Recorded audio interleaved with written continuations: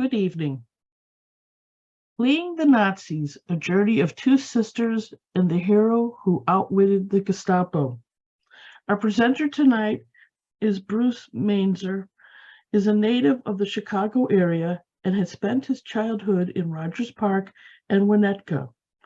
After college, Bruce started out as a public transit planner working for the RTA and the Illinois Department of Transportation before embarking on a career in the travel industry with United Airlines, Hyatt Hotels, and Norwegian Cruise Line. Bruce is now retired and is a resident of Highland Park and has served as the chairman of the Transportation Advisory Group for the City of Highland Park and currently is vice chair of the Chicago chapter of the Climate Reality Project. Welcome, Bruce Mainzer.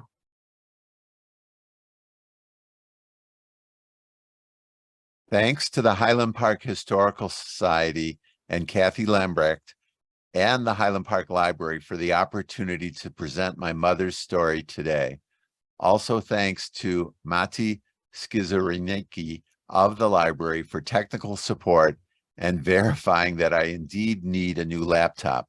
I'm using my wife's laptop for this presentation, so we don't get any problems during this presentation. Now, I am indebted to my sister Sharon, who back in 1988 took a tape recorder and interviewed my parents. My father, who was a German Jew who left Germany in 1938, and my mother, who you will hear her story of how she escaped Prague in 1939.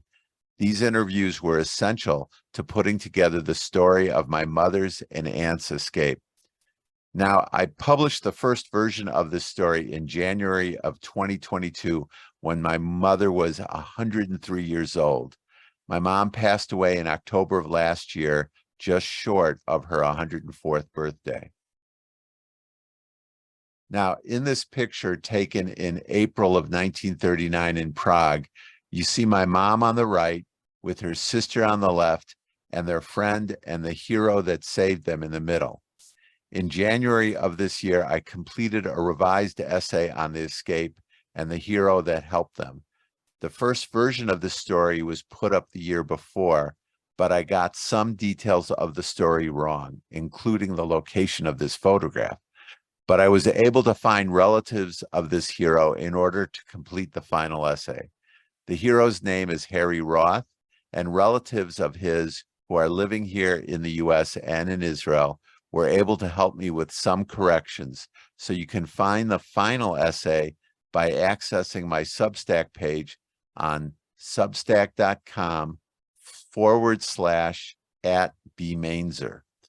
You can also actually listen to over 3 hours of interviews that my older sister Sharon recorded in 1988 by accessing the archive on the U.S. Holocaust Museum site. My mother's interview starts at about the 50-minute mark of tape 2, and that can be accessed via this URL, or you can just simply Google search my parents' names. Just put in a Google search engine, Ibby and Martin Mainzer, and the link should be the first search result that pops up.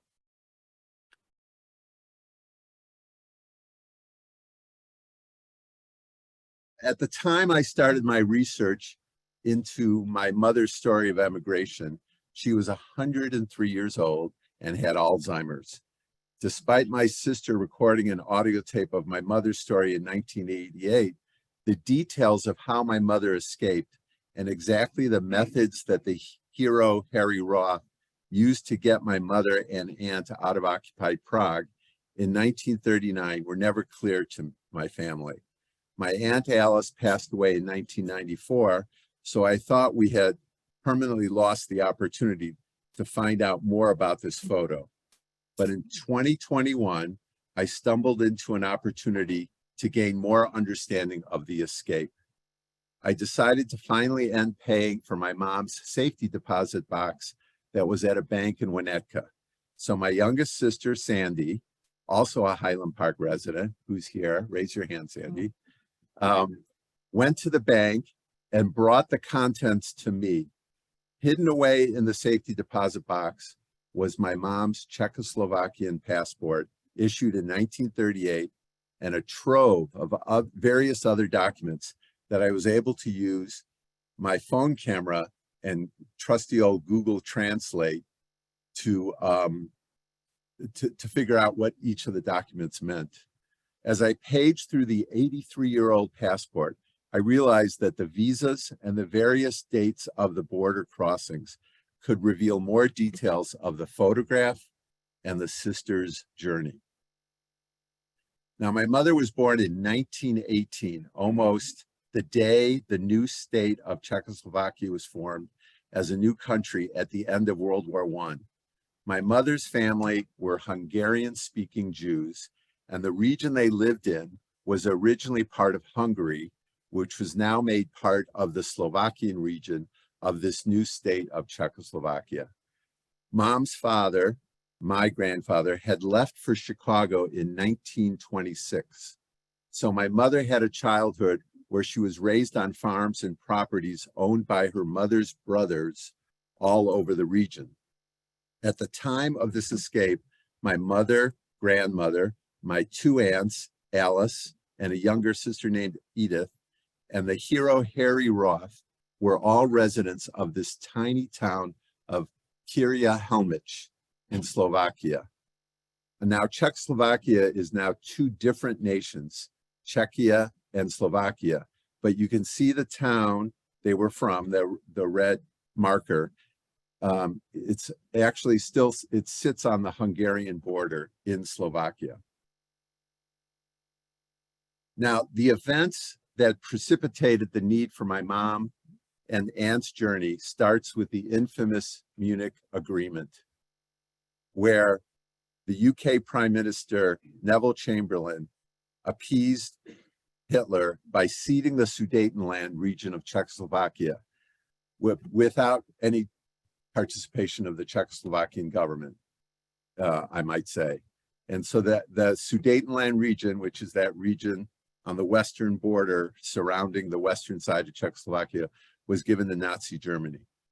Almost immediately after this agreement, other countries seized the opportunity to take back land they formerly held in this weakened state of Czechoslovakia. For my mom and aunt, their region of the Slovakia was annexed by Hungary. On the audio tape interview, my mother remembered how life changed as Hungarian troops marched into their hometown of Kyria Helmich, and Hungarian troops implemented their anti-Semitic policies by shutting down Jewish businesses and restricting Jews from having bank accounts and pursuing a living. The picture in the lower right are Hungarian army troops, because they were the first occupying army that took over this area of Slovakia.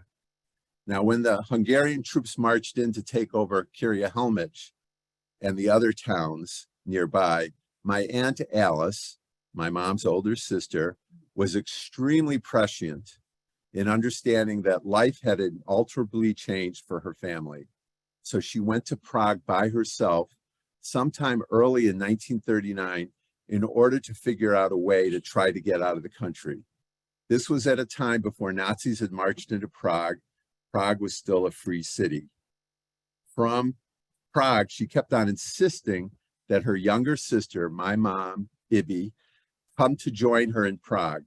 My grandmother was hesitant to let her 20-year-old daughter to leave, but she relented, and my mother describes on the audio tape her anxiety as she took a journey by herself that involved a horse and buggy, and then possibly her first rail trip to Prague, where she was overjoyed and relieved to see her sister, Alice, greet her at the Prague train station.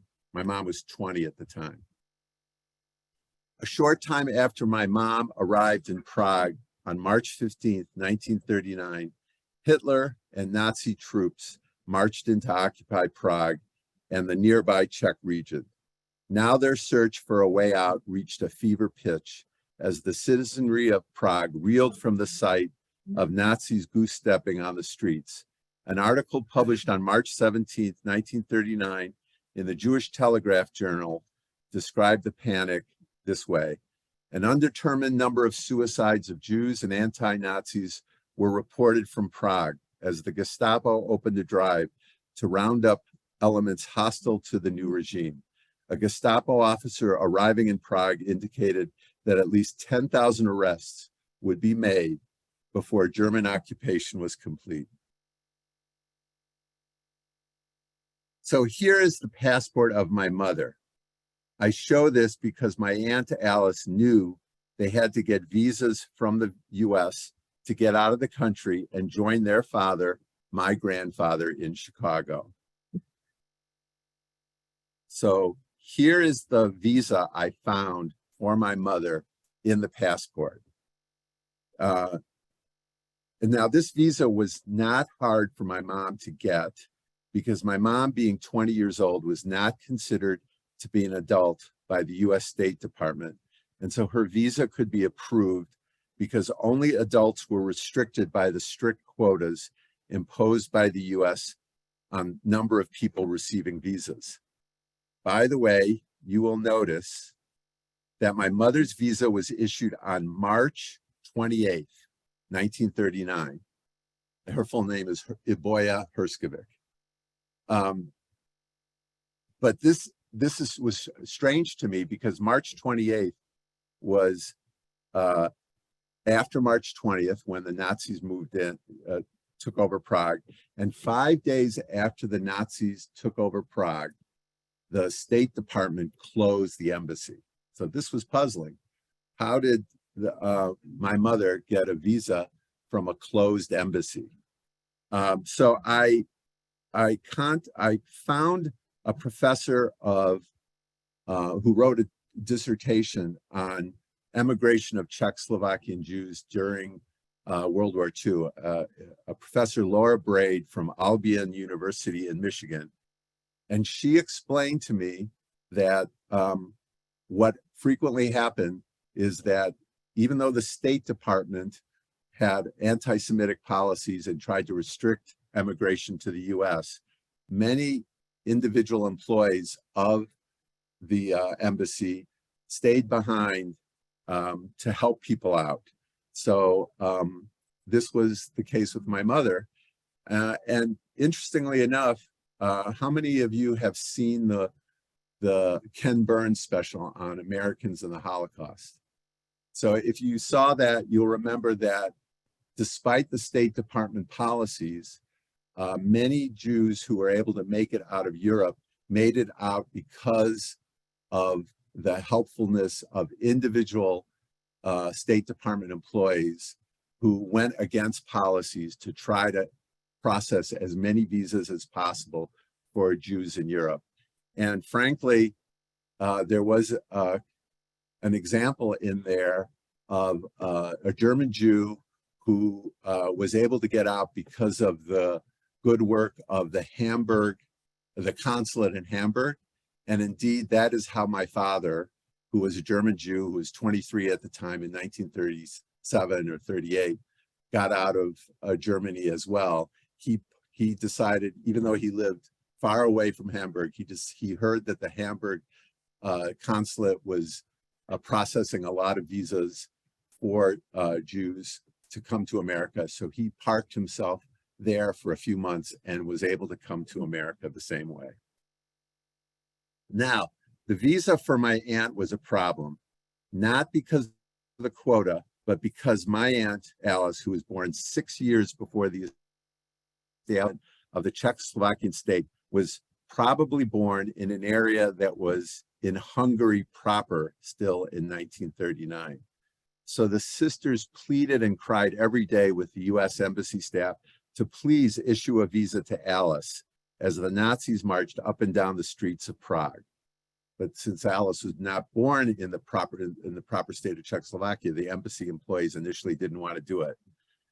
Now I'm going to play for you a snippet of the audio tape where you will hear from my mother how Alice's visa was obtained. Now on this audio tape and other audio tapes I'm going to play, you're going to hear my mother's voice, you're going to hear my sister Sharon's voice, and you're going to hear my father's voice with a very strong German accent. So here it goes. Let's see how it works.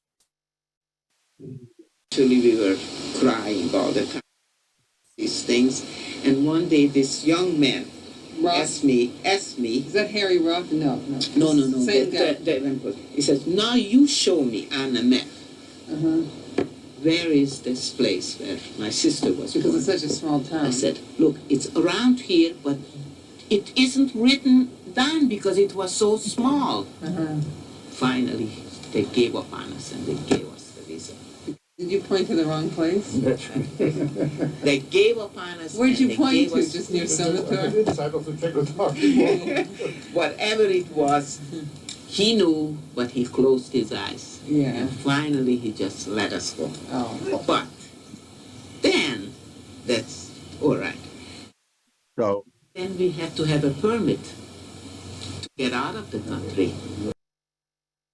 so here's my Aunt Alice's visa, and you can see it was issued on April 4th. So imagine that the embassy was probably closed on like March 20th, and still there was an embassy employee who stood by and it issued these visas.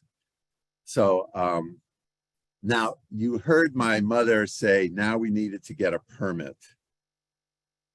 So until I started conducting this research, we were always confused about this.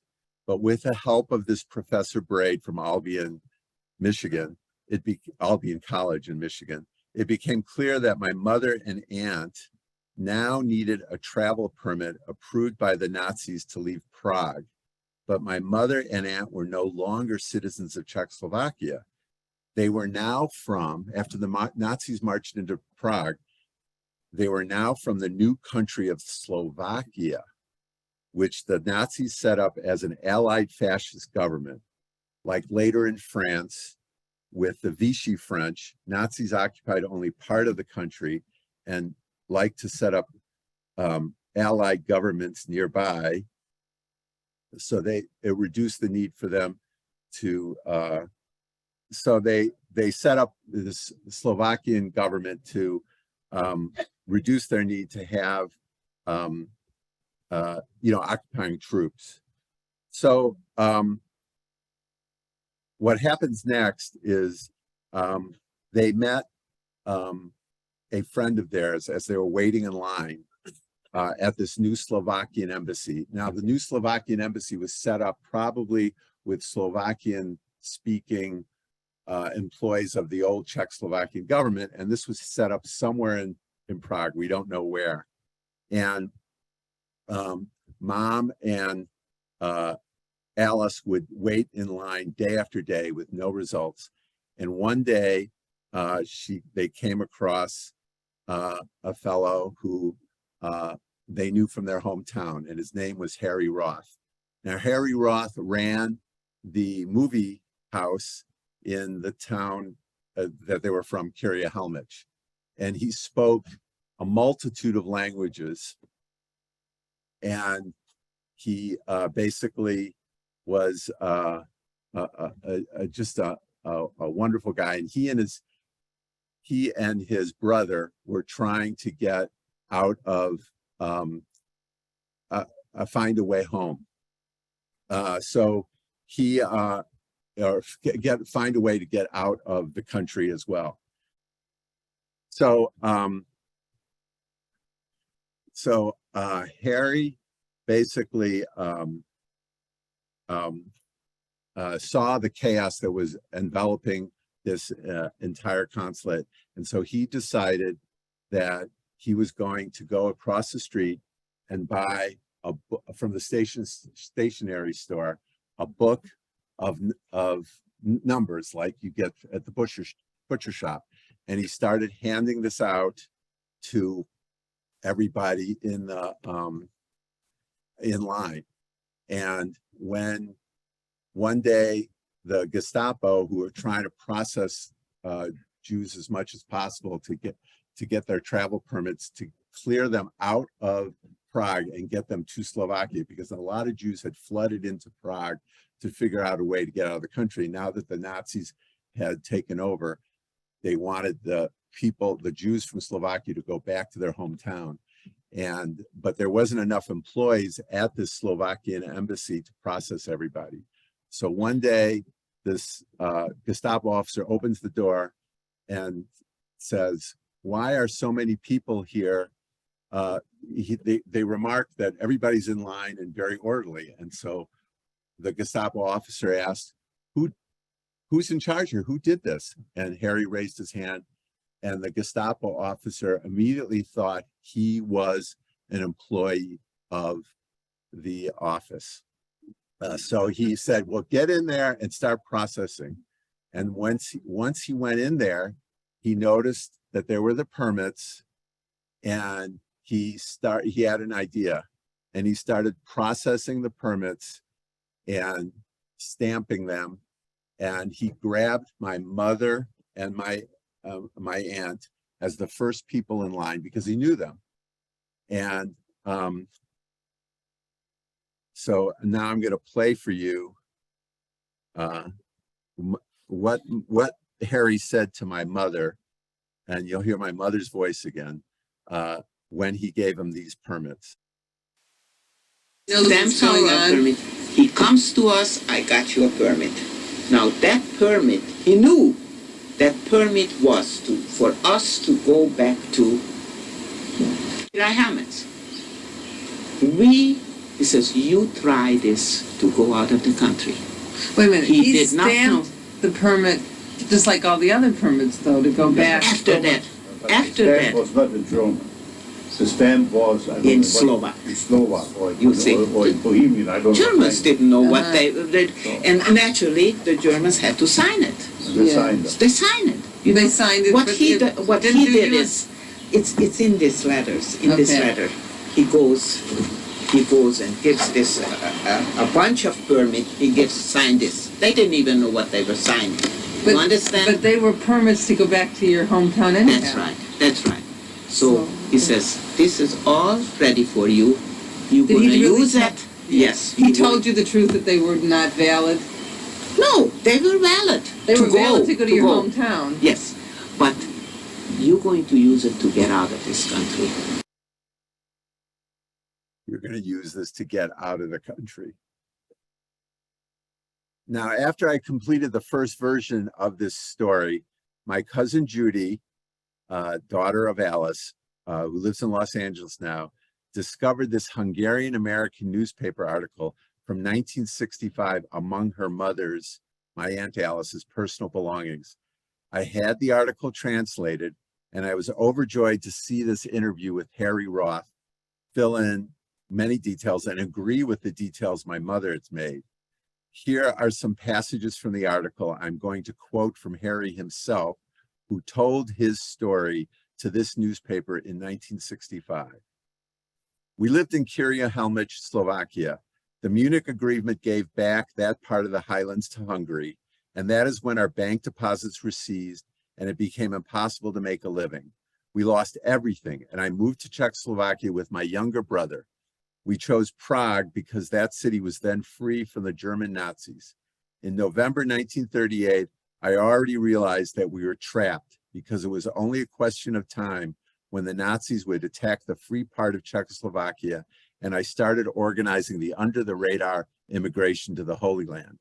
But on the 15th of March, 1939, the German Nazi hordes attacked Prague, and I had to stop doing this. I resorted to a trick and started a resettlement movement to Slovakia. With the help of my brother, I asked our brothers and sisters to make an appearance before the Gestapo and tell them that they want to move back to their former domicile to Slovakia. First, there were only a few people, but later more and more came to the consulate. There was big chaos and bustling, so I grabbed a paper pad and started giving out numbers like I was a consular employee, although I had no authority to do that. And when once a consular officer passed by me, he believed that I was there on behalf of the Gestapo, and that's why I'm handing out numbers. On the other hand, the Gestapo thought I was a consular employee. That's how I ended up at the German consulate, or not, it wasn't German consulate, it was a Slovakian consulate, as a reliable person. And suddenly I saw that the Gestapo stamped permits were on a writing desk with the following text: "The holder of this permit is authorized to cross the German border." Our main problem is that we did not know how to get out of Hitler's Czechoslovakia, and here the opportunity presented itself. Without any hesitation, I grabbed a bunch of permits, and I knew I found the way to our freedom. I gave the first permit to the Herskovitz family. Isn't that wonderful? I get this article only about 6 or 7 months ago, and he says he gave it to my mother and my aunt. And after 2 dreadfully anxious weeks, I got a note from them. They managed to get to Paris without any problem. I'm giving away the ending, but okay. This was such joyous news that it gave my quest an incredible push. And in a short time, I issued permits to about 3,000 Hungarian Jews and persecuted anti-Nazis. And I also ended up using one to go to Palestine. So as I mentioned, I was ecstatic that Harry's telling of the story agrees with what I learned before. And as Harry Roth mentions, the Slovakian employees thought Harry was a Gestapo agent, while the Gestapo thought he was a Slovakian consulate employee. Amazing. So I first completed the first version of this story in January of 2022.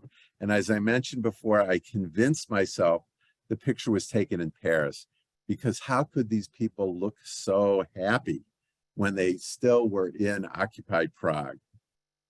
Shortly after I published the first essay, I was successful in finally tracking down relatives of Harry in the US and Israel. Key to the relatives that I connected with were Arlene Rothstein, who is Harry's niece who lives in Atlanta, and his great niece, Arlene's daughter, Dr. Rachel Rothstein. Rachel is a history professor who wrote her PhD on the emigration of Polish Jews after the Six-Day War in 1967. Proving it's a small world, Rachel told me that she knows Professor Laura Braid. So Rachel and Arlene knew after reading the first version of the essay, they knew immediately that this photo was not taken in Paris, because they knew that Harry and Aaron made their way to Palestine via Romania, not France. But they wanted to let me down gently. So Rachel decided to put up this Facebook post to get her colleagues, history professors all over the US, to weigh in whether the picture was taken in Prague or Paris. And so scores of her colleagues in history throughout the US weighed in, and they were about 50-50 on whether it was Paris or Prague. In fact, one of the most humorous exchange was one history professor, I think on the West Coast, says, "Oh, this has to be Paris, because women in Paris, no, this has to be Prague, because women in Paris always have to wear heels." So thank you, Beth. But you can tell if you read the post, I don't know if you can read it, you can tell Rachel is from Atlanta, because she says, "I have a good mystery for y'all." You know, she could tell that reading the post, there were some clues in here that it was in Czechoslovakia.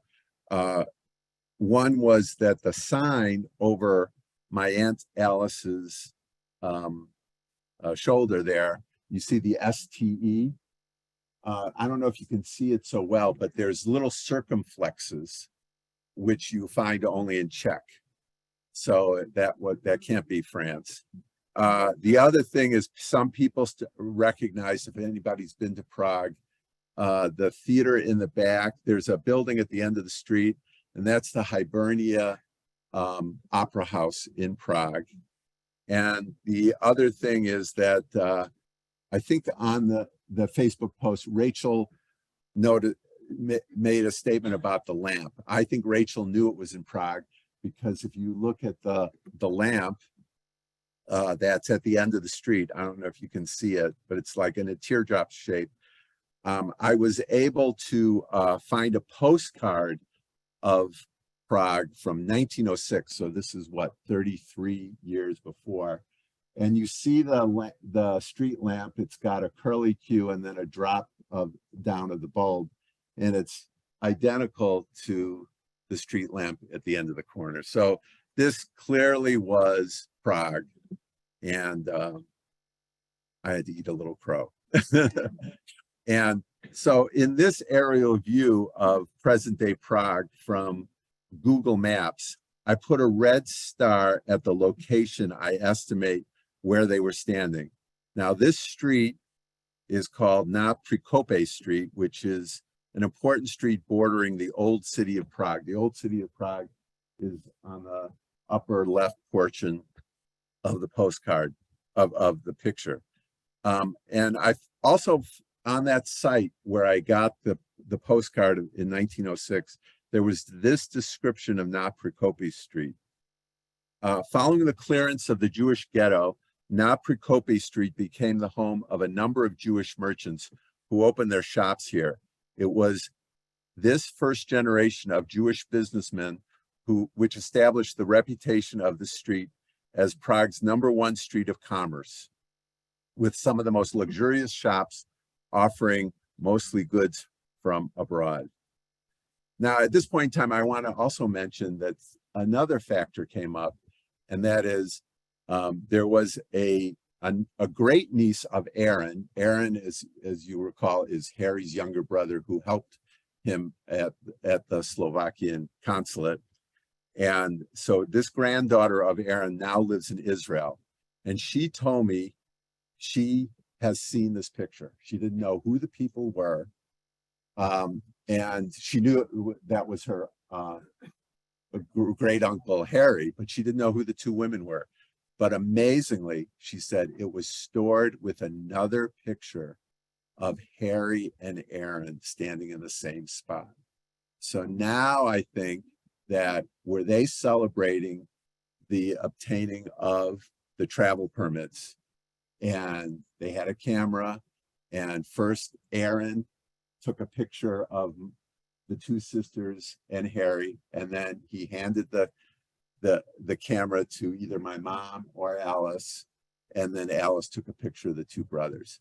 So this great niece looked really hard to find the photo that she remembered. She couldn't find it, but hopefully it'll turn up.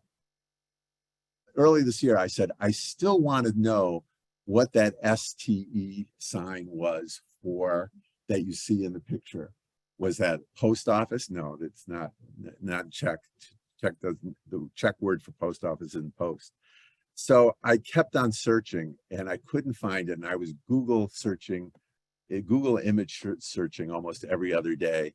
And then finally, I thought, well, maybe, just maybe, with the Nazis marched in to Prague on March 15th, 1939, if I restrict my search to those days, maybe there'll be a picture of Nazis marching up and down Na Prikope Street. So I found it. And you know, what's interesting is they marched in and they're competing with streetcars and normal traffic as they're marching in to take over the city. And now you can see that the sign is, I don't know if you can read that, it's Plast, P-L-A-S-T-E, which in Czech means coats. And this is a women's fashion district. The signs overhead are for women's fashions and women's wear. That's what they're advertising. The bush is a department store, and I think that the picture was taken immediately under that sign. So I was thrilled to finally have all my hours searching for a picture result in something. So Mom's passport contained the stamps of all the border crossings that she made as she made her way out of occupied Prague. So you can see that she started her journey on April 17th, 1939. And so I found a map of all the rail lines in Europe in 1939. So I plotted their journey. So here's a close-up. of the map. Obviously, the dates are very important here so that we know after leaving Prague, the first border control stamp she received was in Krimis or Pilsen, where the beer is from. Now, this stamp, if you can see it, is in Czech. But this was a mystery to me because this station was a border of Czechoslovakia that was redrawn when the Sudetenland was taken away from Czechoslovakia. So for a year, the Czech government or the Czechoslovakian government set up this border stop here because it was effectively a border.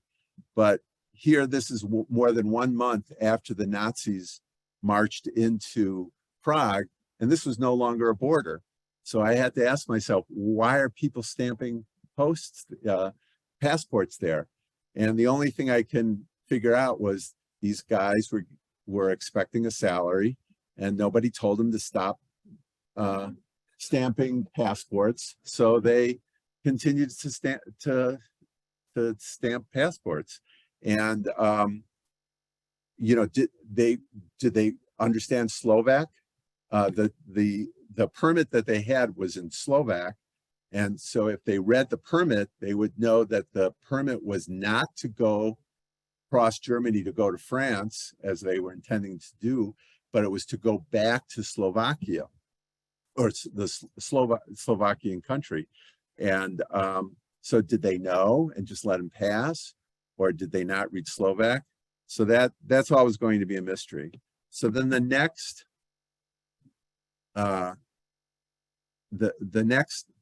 thing is Koselup, which is on the German border. And here's the first time you see the German stamp, Deutsche, I don't speak German, Grenzpolizei, which is German border control. And this is probably the first station that my mother and my aunt were very nervous. Will this permit work? And so I'm going to again play a snippet of their journey. And of course, you're going to hear my dad filling in details, even though he wasn't really on the journey, but which was typical for my dad. But here it goes. We did, and we were very scared. Every time we stop in the train, we passed it. We passed it. Yeah. Once we were in France, we were already, we went with the train, and they were. Yes. The Germans controlled already the railroad station and the borders. Right, sure. So when the German soldier who didn't understand Slovak or any other language saw the permit with the signature of a German officer, most probably there was a swastika next to that signature, he assumed it was a permit to go. Right? Right. So he didn't know that it was a permit to. So he was using. He said it was a permit going His idea was to go ahead and use those permits for the Get out. that he wanted Get to out. use it. But if they would be a little bit smarter and maybe read and have a translator, they would have known that goes back home, not to go out of the France. Because they didn't know that the Nazis at that time, they didn't know that the Nazis that came to occupy it, for all they knew, they were deporting you. Deporting, that's right. That's what it is.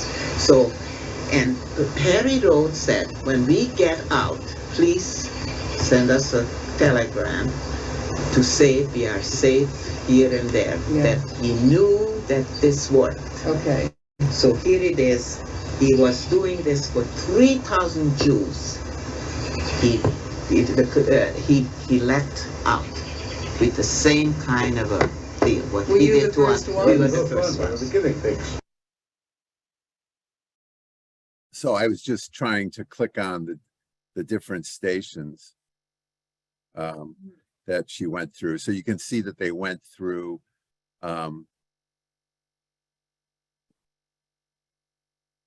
that was the last. So they probably went through Nuremberg.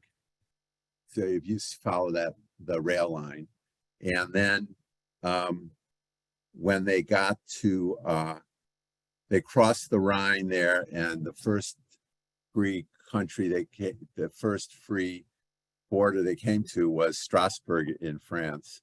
So one thing here is that amongst all the documents, I was never, both myself and my cousin Judy, Alice's daughter in Los Angeles, could not find the travel permit that was signed by a German officer and maybe had a swastika on it, who knows? And we couldn't find it. So I'm going to believe that the two sisters, as soon as they crossed over the Rhine on the train, they ripped up the permit into small little pieces and threw it into the Rhine as the train was going over the bridge. So once they got into France, they had tickets to go to Le Havre, and where their ship was going to be taking off for a journey to New York. And once they passed the Strasbourg station, it would be a 4 to 5 hour train ride to Paris, and then another 2 hours from Paris to board their ship. So, but in the audio interview, my mother said when they arrived in Paris, they were notified at the train station that their transatlantic crossing from Le Havre to New York would be delayed because the ship they were supposed to take had a fire and alternate arrangements had to be made. So they had to stay in Paris for a few days to wait for the ship to be repaired, according to my mom. I found that on the passport immigration card that fell out, that the ship she traveled on was the SS Champlain of the French line. And Judy, Alice's daughter, sent me the ship manifest from the April 20th, 1939 sailing. And indeed, there you can find the two sisters, Alzbeta Herskovikova and Iboya Herskovikova. The names are always being changed based on the language. I believe Herskovikova is the Czech version of my mother's name. So now that I know the name of the ship, it was time to start Googling again. And so I started Googling Champlain fire, because I assumed that the Champlain had the fire and that they had to repair the ship, but nothing came up. So then I just Googled Le Havre ship 1939 and ship fire, and this YouTube video came up.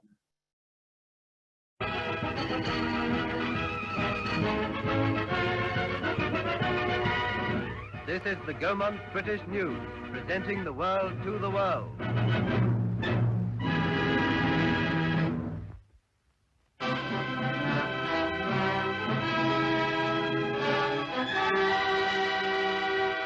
Our aerial cameraman cruising in the sky along the coast of France passed over Le Havre to witness and record for you the most spectacular picture of 1939.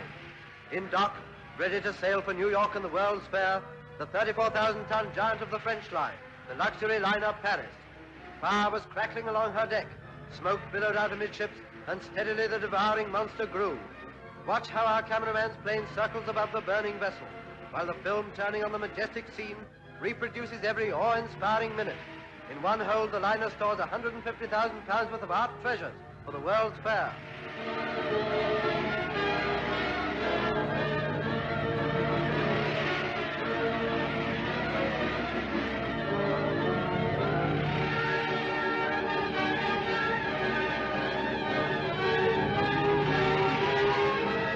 As the fire rages, you see the crack liner Normandy barred in by the tragedy that overwhelms her smaller sister. Was it accident? Was it sabotage? The fire is said to have started in two places at once, the bakery and A-deck. Special watch had been kept on the Paris for some time. Still our camera circles round. By now she has taken on a fearsome list. And as you watch, before your eyes unfolds a mighty, terrible drama. With each circle, the great ship has heeled over a few feet more. The action of this complete picture took place in less than 40 minutes.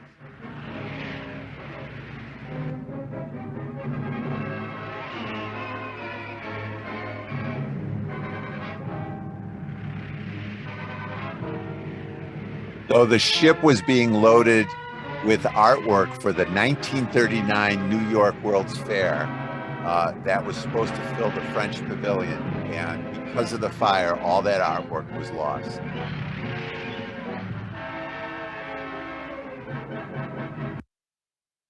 So on April 18th, 1939, the SS Paris caught fire while docked in Le Havre and temporarily blocked the new superline Normandy, if you saw that to the right, from exiting dry dock. She capsized and sank in her berth, where she remained until after World War II, almost a decade later. So Mom was supposed to be on the French line's SS Paris, which was the flagship of the French line, but instead traveled to the US on the much smaller Champlain. While Mom waited in Paris for 2 days, she reported she had a wonderful time in Paris. In fact, she had such a great time on the audio interview. She remembered that she spent a week in Paris, which obviously was not true, since the French line paid for her accommodations. Maybe she got 8 weeks of fun in only 2 days, because she's only there. We have the stamps from her rail journey and also when she boarded the ship, and she was literally in Paris for only 2 days. So my mom told me that she saw Maurice Chevalier in Paris, which was amazing because for people in my generation, about the only Frenchman we knew growing up in the late 50s, early 60s, because he appeared on the Ed Sullivan Show a lot, was Maurice Chevalier. And so he was appearing at this play at the Casino de Paris. And that is, so when I found out what I looked at the nights my mom was there. She was there the nights of April 18th and April 19th, 1939. So I found the review that she was in. It was that Maurice Chevalier was in. It was called Amour de Paris. And he appeared there with his wife, Nita Ray, who is the other photograph below. And it was at the Casino de Paris, which is not a casino. It's just a normal nightclub. And it still looks like this in Paris. And then I found this poster, which I think is a marvelous poster. So the other interesting thing is on the audio tape, my sister asks my mom, how long did you spend in Paris? And she said, oh, I think we spent about 8 nights there. Well, she didn't. She spent only 2 nights there, but she got 8 nights worth of fun.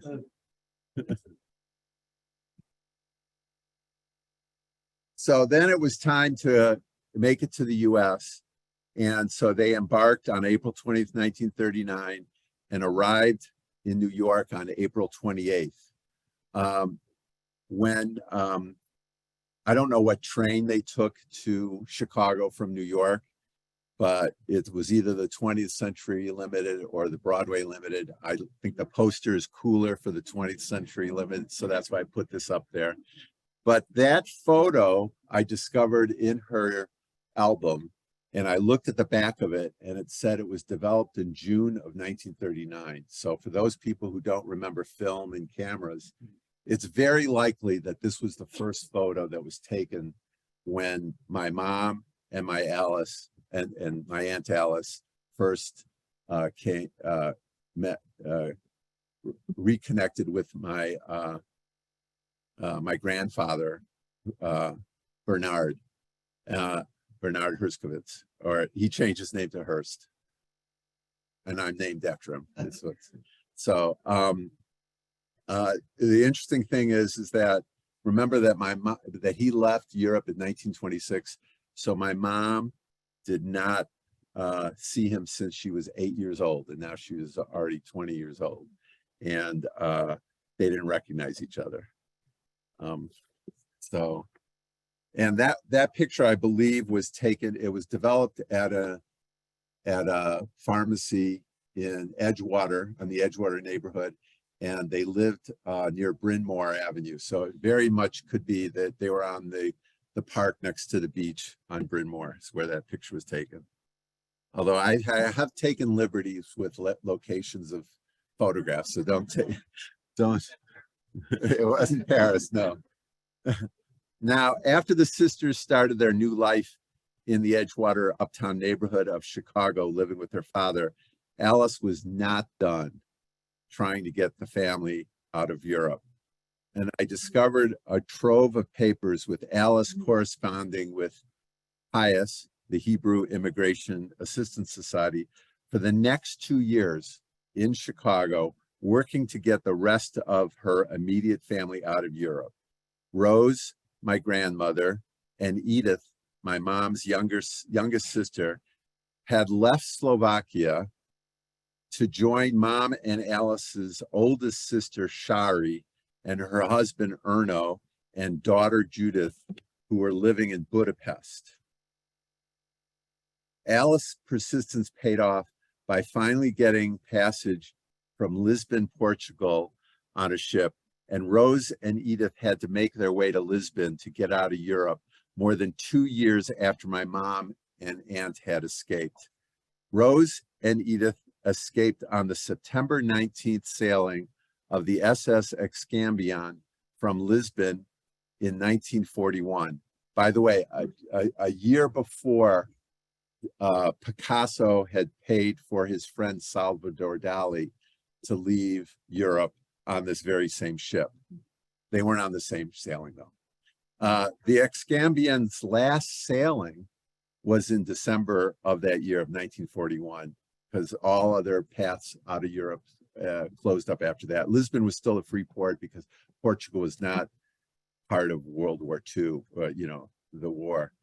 But, Rose and Alice weren't done with their whole experience of being in war, because 6 hours after the ship left Lisbon port, a Nazi 4-engine bomber dove down on the plane and got within 100 yards of the liner and scared everybody. And it was a big mystery why. So that I found that in the Times article. So they had one little taste of war before they made it to America. Now, my Aunt Alice tried to convince her older sister Shari and her husband Erno with their daughter Judith to leave Budapest as well. But they thought they were safe in Budapest, Hungary, even after Europe was in the midst of war. The reason was that the Jews of Hungary were largely left alone by the Hungarian fascist government that was allied with Hitler's Nazi Germany from 1940 to 1944. Like Slovakia, Hitler's armies did not occupy Hungary at this time. But after D-Day, the resistance movements in both countries looked like they were going to topple both governments. So Hitler decided that he needed to take over. And so when the troops marched into Hungary, they immediately deported all the Jews that they found to Auschwitz. So what turned out to be what Erno and Shari thought was safe, they probably perished in Auschwitz.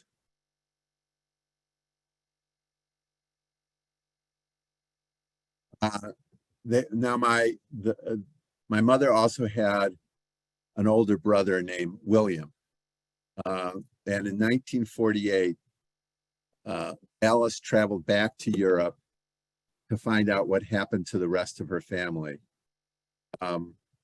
There, she found my great uncle Geno, who had returned to his hometown after being liberated from Auschwitz, and Geno told her the story of her and my mom's brother, my uncle William, who along with Geno was sent to a labor camp that operated outside of the death camp. Alice's daughter, Judy, told me in an email the story that Alice told her on what happened to Brother Willie. So here's how Judy describes how Alice found out about what happened to her brother Willie. During the liberation of Auschwitz, Willie went to the infirmary to rescue his uncle, Geno, who was sick with typhus. He left the infirmary carrying Geno on his back while the Russians were recklessly firing their guns, likely intending to kill all the stray Nazi guards they might find in the area. At some point, Jenna told Willie to leave him behind and run alone, so Willie could save himself. The irony being that while running, Willie was mistaken for a Nazi attempting to flee, so Willie got shot and killed by the Russian liberators. And his deathly ill Uncle Jeno miraculously survived to tell this story to my mother, Alice, who had returned to Czechoslovakia in 1948 to learn if any of their family had survived. Now, after I got this explanation by Judy, Alice's daughter, I did a little more research on why my Uncle William, as well as my Uncle Jeno, my great Uncle Jeno, ended up in Auschwitz. Like Hungary, Slovakia's government had their own policy with respect to their Jewish population. Instead of sending them all to concentration camps, the Slovakian fascist government locked their Jewish men in a handful of labor camps spread throughout Slovakia. Germany offered cash for every Jewish prisoner deported to Auschwitz, so Slovakian deportations of Jewish prisoners therefore occurred whenever the Slovakian government needed the cash. After D-Day, when Hitler got nervous that Slovakia and Hungary may fall, German troops marched into both countries and deported all the Jews they found in Slovakian labor camps. Now, through Wikipedia, I looked up a historical list of train transports to Auschwitz from Slovakia carrying Jews during World War II. Since there were only a handful of transports organized to Auschwitz from Slovakia, I determined that Jeno and William were probably on the very last transport train that left Slovakia on November 2nd, 1944. Imagine all this happened after D-Day. Hitler and the Nazis were still trying to kill as many Jews as possible. So this transport had over 900 other Slovakian Jews.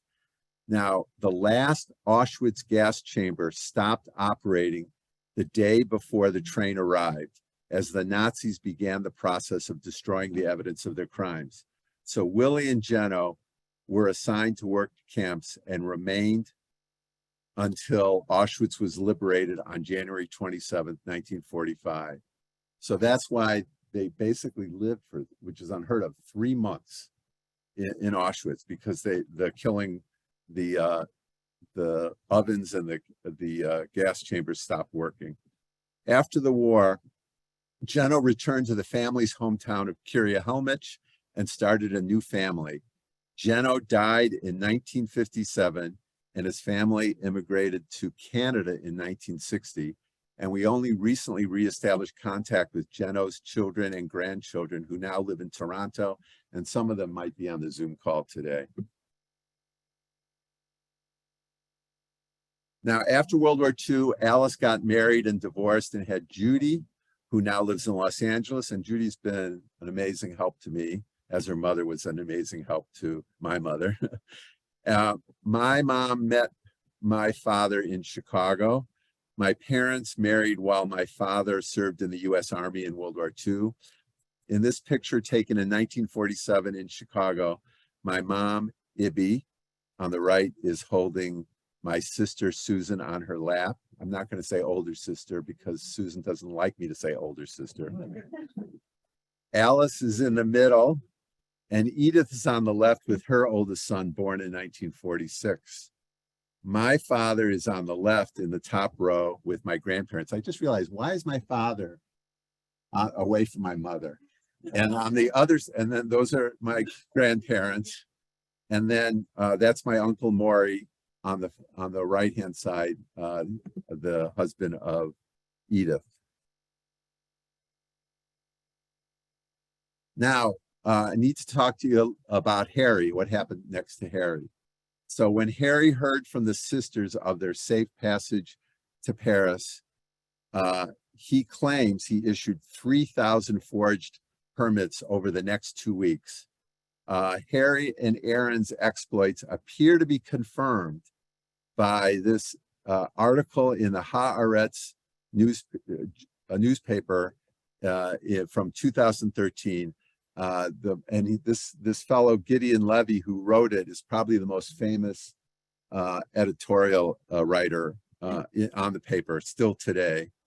I'm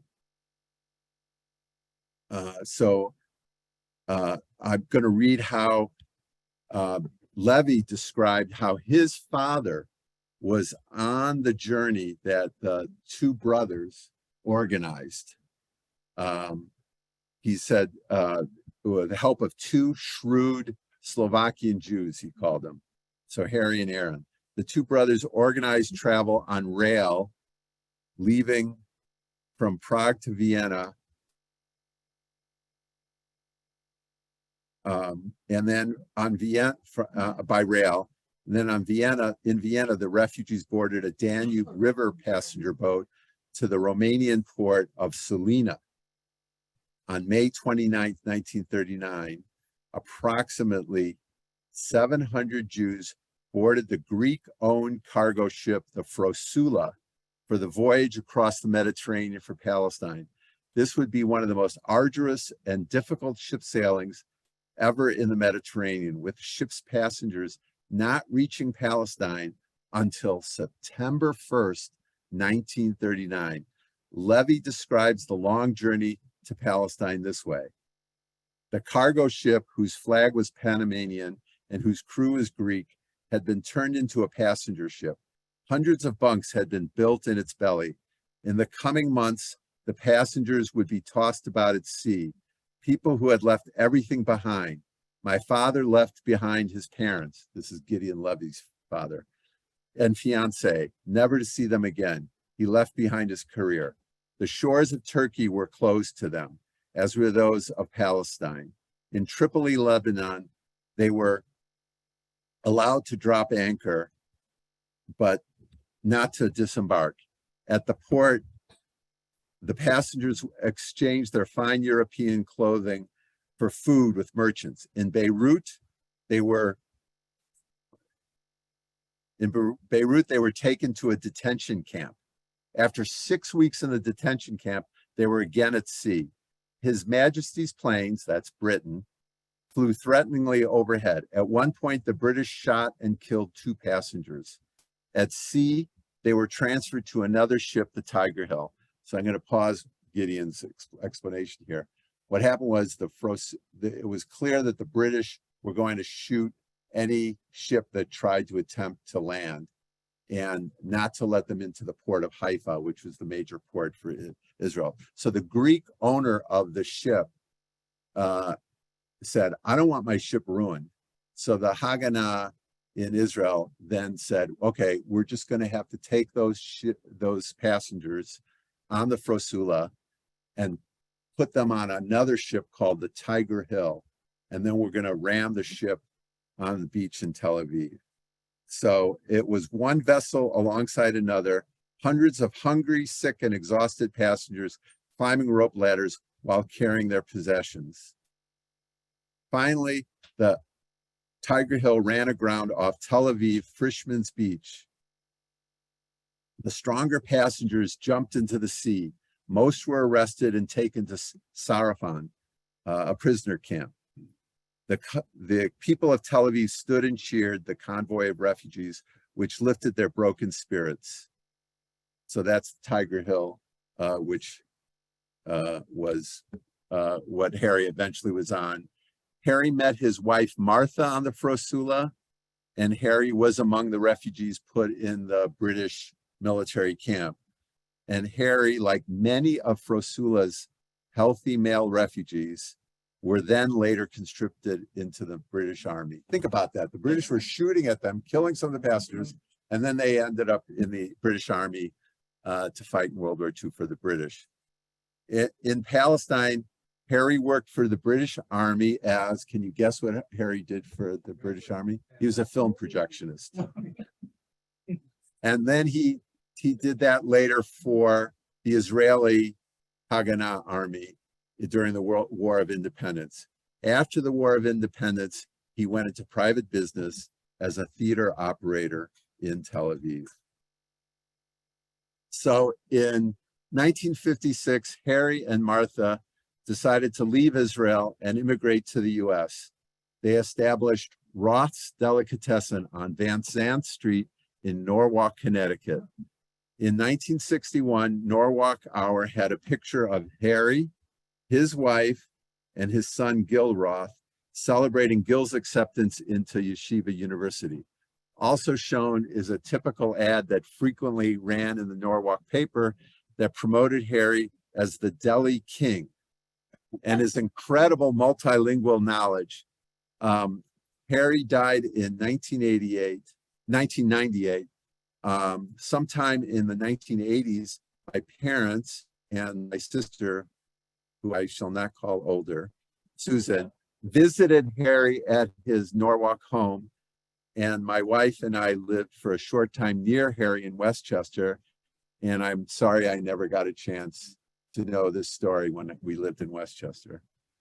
But I was glad to finally connect with many of Harry's relatives after completing the first version of this essay. Now, this is an incredible story. One of Harry's siblings lived in